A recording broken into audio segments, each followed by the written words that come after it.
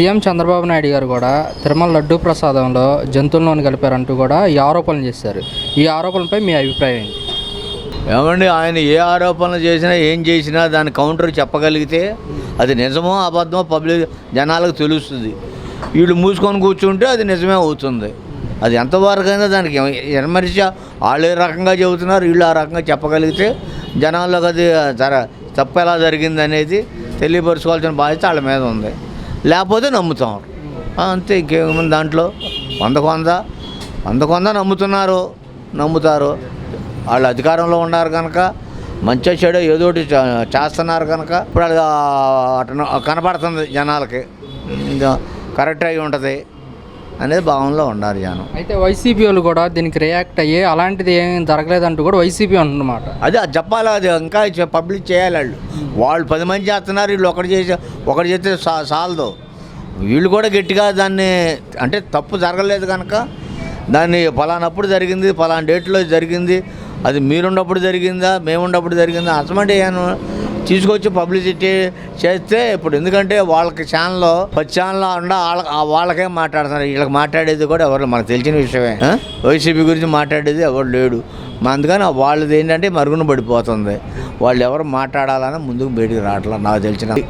YV Subbareddy గారు కూడా చెప్పడం జరిగింది, మేము ఎటువంటి తప్పు చేయలేదు, కలపలేదు, మేము దీనికి సిద్ధము, మీ కుటుంబం మొత్తం ప్రమాణం చేయడానికి సిద్ధమా అంటూ కూడా వైవి సుబ్బారెడ్డి గారు అంటున్నమాట.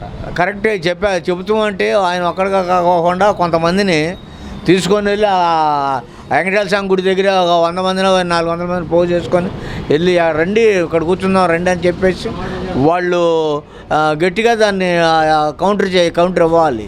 ఇప్పుడు ఒకళ్ళే మాట్లాడితే చేయలేదు. ఇప్పుడు నేను దొంగ అయినా నేను దొంగని ఒప్పుకోను కనుక దాన్ని ఏంటంటే పబ్లిసిటీ చేయాలంటే ఇప్పుడు వాళ్ళు మీరు ఏ ఛానల్ అయినా సరే వచ్చినా రాపోయినా ఇప్పుడు వస్తారు వాళ్ళు రోడ్డుకి ఎక్కి కూర్చొని 10 మందిని పోగు చేసుకొని రండి అని ఛానల్ పెట్టుకొని కూర్చుంటే అది కరెక్ట్ అని నా అభిప్రాయం. అయితే వైసీపీ ఏమంటుందంటే పథకాలని డైవర్ట్ చేయడానికి ఇది ఒక తెరలేపుతున్నారంటూ కూడా వైసీపీ అంటున్నమాట.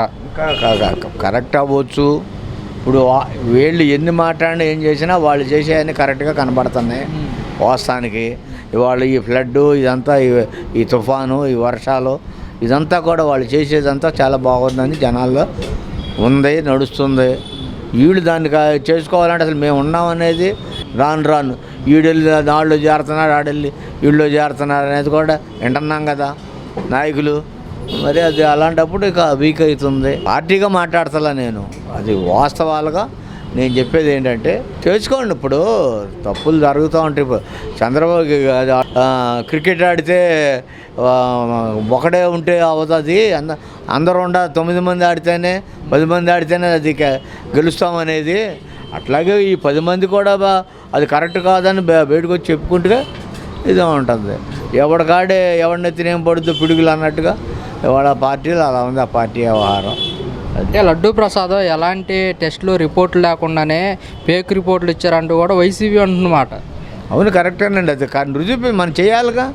ఇప్పుడు మీరు నేను చెప్పాను అది అచ్చంగా వాళ్ళు కరెక్ట్ కాదు వీళ్ళు కరెక్ట్ అన్నా అనుకో, ఎట్లా నా దగ్గర ఏదో ఆధారాలు చూపించాలిగా. వాళ్ళు ఈ తప్పు చేశారు కనుక నేను మాట్లాడుతున్నాను.